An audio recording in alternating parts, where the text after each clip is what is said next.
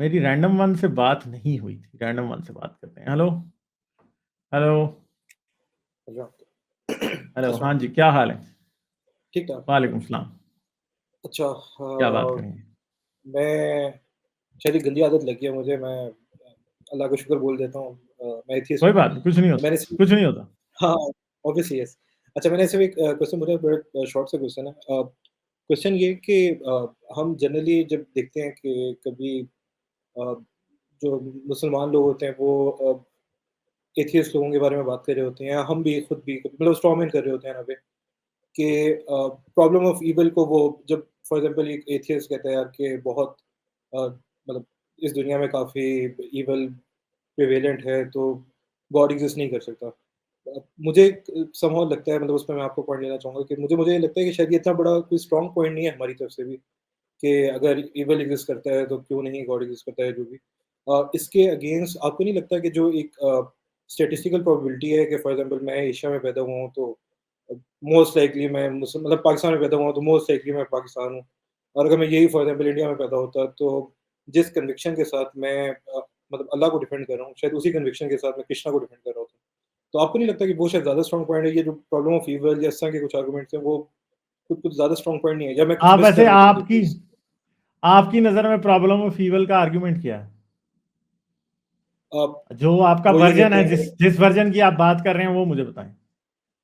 अच्छा अच्छा, मैं थोड़ा-सा मतलब मैं ऐसा कह रहा हूँ कि आप जनरली जब एथियस्ट जो हैं कुछ उनसे जब पूछते हैं, तो वो मतलब शायद उनके नॉलेज इतना नहीं होता है, जो भी वो एक ही आर्गुमेंट ज़रूर रेज़ करते हैं यार कि इतना पूरी दुनिया में अनफेयरनेस है, और मैं अगर कुछ यहाँ पे बुरा करता हूँ, तो उसका मुझे हिसाब कहाँ मिलेगा, या वो ये वाली जो चीज़ है। और अगर कोई बुरा हुआ है किसी के साथ, और ये वाली चीज़ें, मतलब इन सारों की होते हुए मतलब गॉड एग्ज़िस्ट नहीं कर सकता। तो मुझे नहीं लगता कि शायद ये कुछ कुछ कोई स्ट्रॉन्ग आर्गुमेंट, मैं अगेन शायद कुछ मिस कर रहा हूँगा, तो मैं चाहूँगा कि आप क्लियर कर सकें। अच्छा, चलें, कुछ क्वेश्चंस मैं आपसे पूछूंगा, पहले आप इसका जवाब दीजिएगा, फिर इन जवाबों की बेस पे मेरे लिए आसान होगा आपको प्रॉब्लम समझाना कि प्रॉब्लम ऑफ ईविल क्यों बेहतर। खुदा पे बहुत बड़ा, शायद सबसे वैलिड आर्ग्यूमेंट बनता है खुदा पे प्रॉब्लम ऑफ ईविल। ऐसे बेहतर। अब जरा गौर से सुनिएगा, मुझे एक बात बताएं कि क्या अच्छाई और बुराई एक ऐसी चीज है जिसकी बेस पे आप लोगों को सजा दे सकते हैं? मतलब अगर कोई क्रिएटर या जो ऑब्वियसली नहीं है, तो उसको उसी ने क्रिएट किया, तो नहीं, मतलब आंसर इसका नहीं होगा। नहीं, मतलब आप जरा इसको एक स्टेप आगे लेके जाते हैं। क्या अच्छाई और बुराई एक ऐसी चीज है कि जिसकी बेस पे किसी को हमेशा की जहन्नम में डाला जा सकता है? नहीं, ऑब्वियसली नहीं। मतलब वो जस्टिफाई नहीं करती, वो प्रोपोर्शन अगर नहीं है फिर अगर वो। हम एक मजहबी शख्स की के पॉइंट ऑफ व्यू से देखें तो फिर अगर मैं मज़हबी शख्स के पॉइंट ऑफ व्यू से देखूँ कि क्या, अच्छाई और वो तो बुराई की जस्टिफाई बेस पे किसी को हमेशा की जहन्नम में डाला जा सकता है या नहीं डाला जा सकता? वो तो जस्टिफाई करेगा, लेकिन मतलब मेरे स्टैंड पॉइंट से अच्छा, तो नहीं। फिर हम उसी मजहबी शख्स के खुदा की बेसिस पे देखें, उसके पर्सपेक्टिव से, तो क्या किसी शख्स को अच्छाई और बुराई की बेसिस पे हमेशा की जहन्नम में डाला जा सकता है या नहीं? असल में मुझे जो लगता है ना, मैं शायद 10-15 सेकंड लूँगा, लेकिन मुझे जो लगता है ना, वो तो वो तो उस लूप होल से निकल जाते हैं ना। वो तो कहते हैं कि भई हमारे मतलब जिस खुदा ने जो निज़ाम किया है, वो उसका सिला दे देगा बाद में। उनके लिए तो एक इमेजिनरी वर्ल्ड एग्ज़िस्ट करता है, उनके लिए तो ये फेयर है गेम।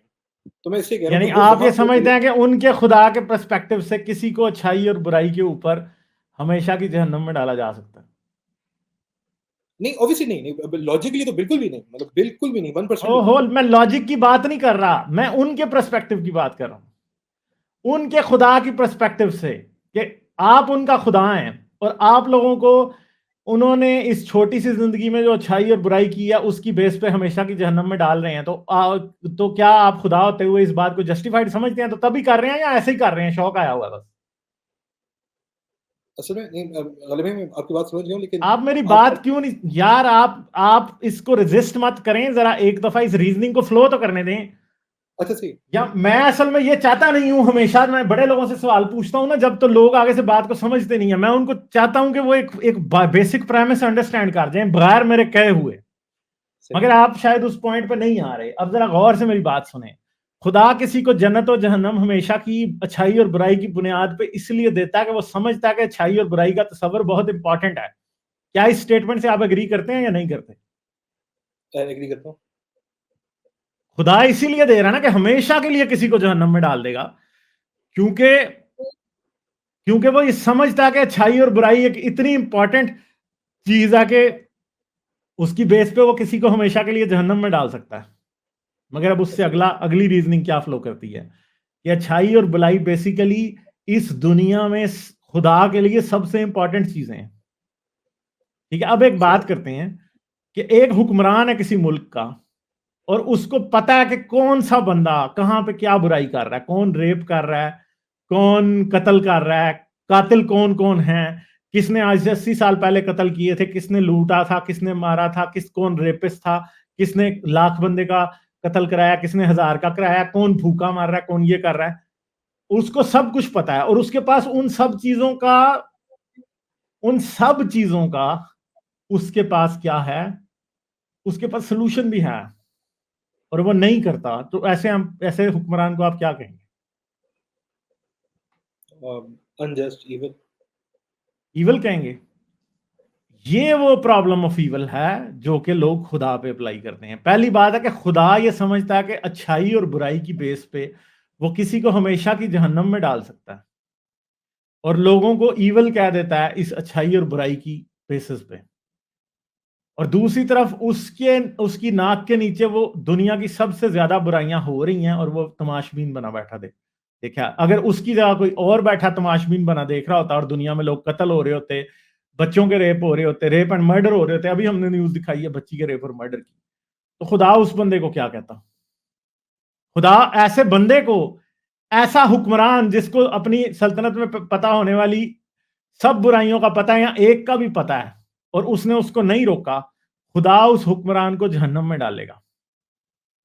और हम उसी खुदा से उसको खुद भी जज कराएं ना, तो वो खुदा सबसे पहले खुद जहन्नम में जाने का हकदार है। ये है प्रॉब्लम ऑफ ईवल। ठीक है, क्योंकि मजहबी लोग ये समझते हैं कि उनका खुदा बहुत नेक है, वो बुराई कर ही नहीं सकता। दुनिया की कोई बुराई सोच लें खुदा के बारे में, क्या खुदा ज़िना कर सकता है? नहीं कर सकता। क्या खुदा किसी को नाहक कत्ल कर सकता है? नहीं कर सकता। क्या खुदा किसी बच्ची का रेप कर सकता है? नहीं कर सकता। खुदा क्या इंसेस्ट कर सकता है? नहीं कर सकता। खुदा क्या बायो वेपन्स लोगों पे चला सकता है? नहीं चला सकता। मगर मसला ये है कि ये सब कुछ खुदा कर रहा है।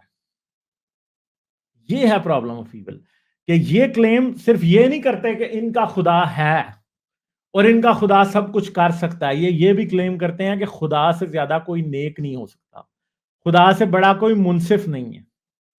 ठीक है, जब ये कहते हैं ना कि खुदा सबसे नेक और सबसे बड़ा मुनसिफ है या सबसे बड़ा जस्टिस करने वाला है, तो तब प्रॉब्लम ऑफ ईविल खुदा के मुंह पे चपेड़े मारनी शुरू कर देता है। क्योंकि अगर खुदा के बारे में ये कहें कि खुदा सबसे बड़ा मुनसिफ है और खुदा के अंदर कोई बुराई नहीं है और खुदा सबसे नेक है और उससे ज्यादा अच्छा कोई दूसरा हो नहीं सकता, तो फिर मसला ये है कि जो स्टैंडर्ड आप इंसान पे लगाते हैं, जैसे ही आप वो खुदा पे लगाएं तो खुदा, इंसान तो उतना ईवल ही नहीं साबित होता, खुदा तो उससे करोड़ों गुना ज्यादा ईवल, क्या बल्कि अनलिमिटेड टाइम ज्यादा ईवल साबित हो जाता है। क्योंकि हिटलर जब 6 मिलियन यहूदियों को गैस चैम्बर्स में ले जा रहा था तो खुदा तब भी तमाशा देख रहा था। जब जैनब का रेप वो कर रहा था इमरान शख्स, ठीक है, तो खुदा तो तब भी खड़ा तमाशा देख रहा था। खुदा चाहता था उसे एक एक चुटकी में रोक देता। फिर आप ये कहेंगे नहीं खुदा हर चीज में इंटरफेयर नहीं करता, खुदा बुराई को नहीं रोकता। अब एक मजे की बात यह है कि ये भी सबसे बड़ा फ्रॉड है इनका, ये भी याद रखिएगा। आगे से जवाब हमेशा यही आता है कि खुदा बुराई को नहीं रोकता, खुदा होने देता है, खुदा दुनिया की चीजों में इंटरफेयर नहीं करता। मगर ये भी फ्रॉड है। क्यों? क्योंकि दुनिया में बहुत सी बुराइयां एंड टाइम पर रुक भी जाती हैं, by the acts of God भी रुक जाती हैं नेचर से। खुदा उनको रोकने का क्रेडिट लेने लग जाता है, मगर जो बुराई नहीं रुकी उसको रोकने का, उसे ना रोकने का ब्लेम खुदा एक्सेप्ट नहीं करना चाहता। ठीक है, इनके मुताबिक ऐसी भी बुराइयां थी जिनको खुदा ने जिनको आप कहेंगे by the act of nature and time पे रुक गई और खुदा उनका क्रेडिट लेने लगेगा। तो इसलिए there is no one else to be blamed more than God. ये है प्रॉब्लम ऑफ ईविल। और जिस गॉड का ये क्लेम करते हैं ना कि वो अच्छाई और अमर बिल मारूफ और नहीं अनिल मुनकर, ठीक है, खुदा इंसान को हुक्म दे रहा है कि अमर बिल मारूफ और नहीं अनिल मुनकर करो, मगर खुद इस पे उसने अमल ही नहीं किया अपने हुक्म पे। एक ऐसा बाप जो कि बच्चों को कहे कि फलां बुराई ना करना और दिन रात खुद वो बुराई करे, तो आप बताएं कि आप उस खुदा उस बाप को क्या कहेंगे? आप उस बाप को अच्छा कह सकते हैं? वो बाप तो फिर सबसे बड़ा मुनाफिक होता है ना। ऐसे बापों को तो, एक बाप जो बच्चों को कहे कि सिगरेट ना पीना और खुद जो है चरस वाले सिगरेट पी रहा हो, और बच्चे को कहे कि शराब ना पीना और खुद पूरा दिन नशे में धुत रहे, तो मुझे बताएं उस बाप को लोग क्या कहते हैं? ये प्रॉब्लम है खुदा का, ये है प्रॉब्लम ऑफ ईविल। ठीक है, समझ गए बात में?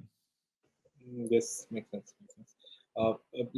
और अगेन क्या आप जैसा आपने मतलब अभी स्टेट भी किया था कि मतलब the problem of evil is the biggest argument, तो क्या आप उसको भी रखेंगे? मतलब मैं उस पॉइंट ऑफ व्यू से कह रहा हूँ कि जहाँ पे एक आम बंदा जिसके साथ कोई मैं ना बहस करने के मूड में हूँ, ना मैं बहस करनी है, ना कोई उसको इतना कोई नॉलेज है, वो आम मुसलमान है, आम जो भी हम तो मुसलमानों से ही हमारा वास्ता पड़ता है।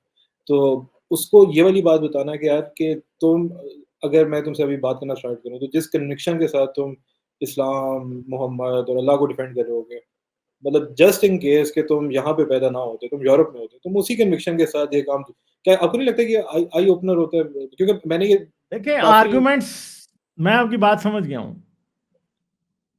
हर चीज के लिए 10 आर्ग्यूमेंट्स होते हैं। इसका मतलब ये नहीं होता कि आपने उन उन बाकी एक ही सबसे इंपॉर्टेंट है और उसके अलावा बाकी के 9 की बात होनी नहीं चाहिए। ये याद रखें, किसी भी चीज के की अप्रोच जो मल्टी डायमेंशनल अप्रोच होती है ना, वो हमेशा ज्यादा सक्सेसफुल होती है। इसलिए आप ये ना समझें कि एक आर्ग्यूमेंट ज्यादा वैलिड है तो दूसरा नहीं है, एक को कहना चाहिए तो दूसरे को नहीं कहना चाहिए। पर्सन टू पर्सन वेरी करेगा। कुछ लोगों को एक से ज्यादा आर्ग्यूमेंट चाहिए होंगे खुदा को रिजेक्ट करने के या खुदा के प्रॉब्लम को देखने के लिए। ठीक है, तो फिर आप उनको दूसरा, तीसरा, चौथा कौन सा देंगे? मैं किसी भी आर्ग्यूमेंट को दूसरे से ज्यादा ऊपर प्रेसिडेंस नहीं देता, मगर मैं समझता हूं कि प्रॉब्लम ऑफ ईविल हमेशा से बड़ा वैलिड आर्ग्यूमेंट रहा है, ज्यादा इफेक्टिव रहा है। क्यों? क्योंकि प्रॉब्लम ऑफ ईविल आपको लोगों को समझाए बगैर ही लोगों को समझ आ जाता है। ठीक है, लोगों को समझाए बगैर ही समझ आता है। जब हम हजरत मोहम्मद की लौंडियों की बातें बताते हैं, उनके नाहक कत्ल बताते हैं लोगों को, तो ये भी प्रॉब्लम ऑफ ईविल ही है जिसकी वजह से वो लोग इस्लाम छोड़ देते हैं। समझ गए हैं?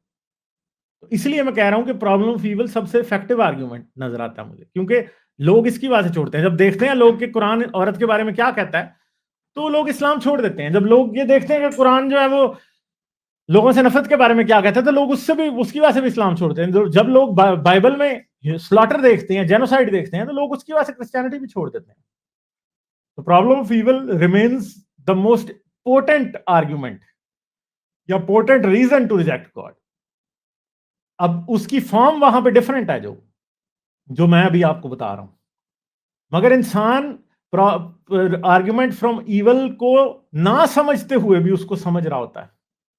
समझ रहे हैं मेरी बात?